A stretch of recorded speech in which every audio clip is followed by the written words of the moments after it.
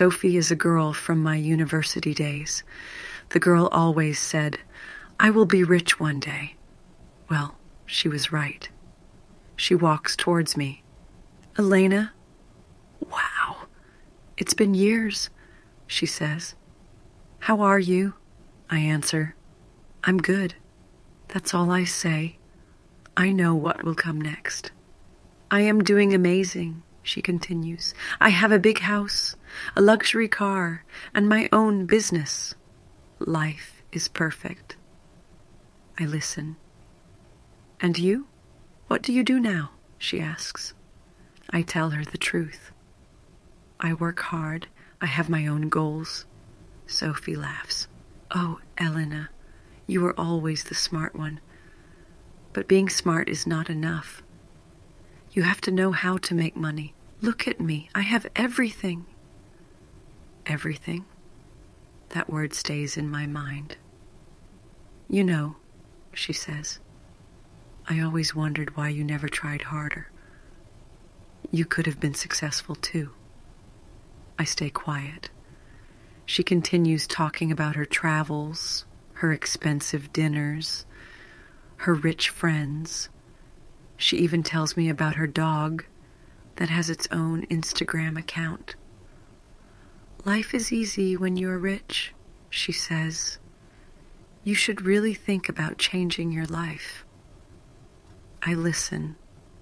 I say nothing, because life is funny, and Sophie has no idea what is coming next. I remember university.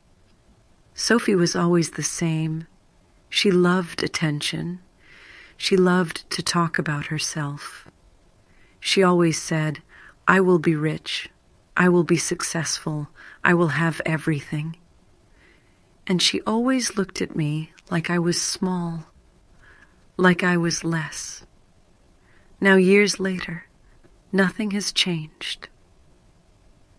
"Elena, you were always good at studying, but that's not enough," Sophie says. "You need connections. You need confidence. That's why I am here, and you are, well, wherever you are. Where am I? That is a funny question." "You know, I feel bad for you," she continues. "You had so much potential, but maybe you just don't know how the world works." I say nothing. "Tell me, do you have a car?" she asks. "Yes," I answer. "A good car?" She laughs. "It works," I say. "Oh, Elena." She sighs. "You are still the same, always simple. But life is not simple. Life is a game, and I learned how to play it." She keeps talking. She tells me about her new apartment, her designer shoes, her VIP trips. Then she says, "But don't worry. Maybe one day you will learn. Maybe one day you will understand how to succeed." I listen. I say nothing because I know something that Sophie does not know. And soon she will learn a very important lesson. Sophie's life changes fast. One day she is rich. The next day she loses everything. It starts with her job. She works for a big company, but one morning they fire her. No warning, no second chance, just a simple email. "We are sorry. Your position is no longer needed." She calls her boss. No answer. She sends emails. No reply. She panics. "This is just a small problem," she tells herself. "I have savings. I will be fine." But life does not wait. The rent for her luxury apartment is due. Her car payment is late. The bills do not stop. She checks her bank account. The money is disappearing fast. "No problem," she says. "I will find a new job." But she doesn't. Weeks pass. She sends applications. No one calls her back. Her friends stop inviting her to parties. No more fancy dinners. No more expensive shopping. Then she does something she never imagined. She sells her designer handbag. She walks into a store, holding the bag like a treasure. "This is worth $5,000, she says. The man behind the counter looks at it. He shrugs. "I can give you $50. "What? $50? Sophie almost screams. "It's secondhand," the man says, "and people want new bags." Sophie walks out, shocked. She tries to sell more things, her jewelry, her clothes, even her car. But everything is worth less than she thought. She calls her rich friends. "Can you help me?" she asks. "Oh, Sophie, I wish I could, but I'm busy," one friend says. "Maybe next month," says another. No one helps her. One day, she looks at her fridge. Only one bottle of water inside. Nothing else. She finally understands. Money is not everything. She remembers our conversation. She remembers how she laughed at me. And for the first time in her life, she feels lost. Sophie needs a job. And soon, she will find one, but not in the way she expected. Sophie is desperate. No job, no money, no friends. She needs help. She needs a job. One day she walks through the city. She sees a restaurant, a big, beautiful restaurant. People go in and out. Waiters carry food. Customers smile and laugh. She stops. On the door, there is a sign. "We are hiring." A job. Sophie sighs. She never worked in a restaurant before, but she has no choice. She steps inside. She looks around. The place is full, busy. Important people are eating here. Maybe she can work at the front desk. Maybe she can do something easy. She walks to the counter. A woman is there talking to the staff. She looks confident. She looks like the boss. Sophie opens her mouth to speak. Then she freezes.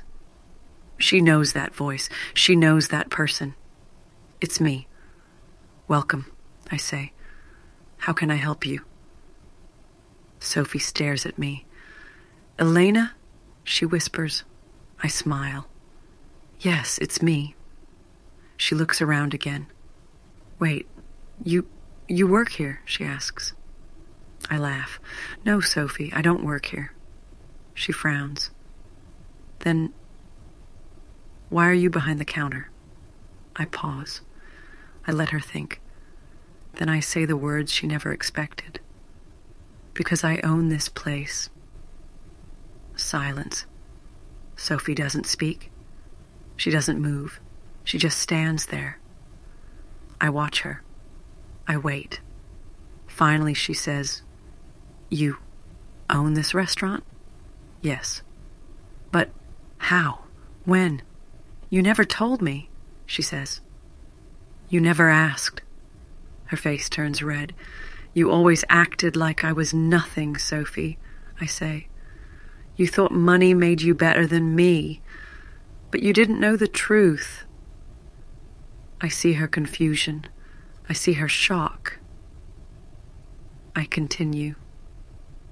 "I have many businesses, restaurants, stores, real estate. I worked hard. I planned everything. I didn't need to show off. I didn't need to prove anything to anyone." Sophie blinks. "So, you are rich?" she asks. "Yes," I say. More silence. Then Sophie does something I never expected. She looks down. She takes a deep breath, and she says, "Elena, I need a job." Now I am surprised. Sophie, the girl who laughed at me, the girl who told me I didn't know how the world worked, the girl who thought I was less. Now she is asking for help. I look at her. I think for a moment. Then I smile. Let's talk. Sophie's life is about to change again. But this time, she will have to learn a very important lesson. Sophie sits in front of me. She looks nervous. This is new for her. She is not the confident rich girl anymore. She is quiet. She is different. So, you really own this place? She asks again. Yes, I say, and many more. She nods. She looks down. I need a job, she says. I will do anything. I think for a moment. Sophie, working for me? The idea is funny. The girl who always talked about success. The girl who laughed at me. Now she is here, asking me for help.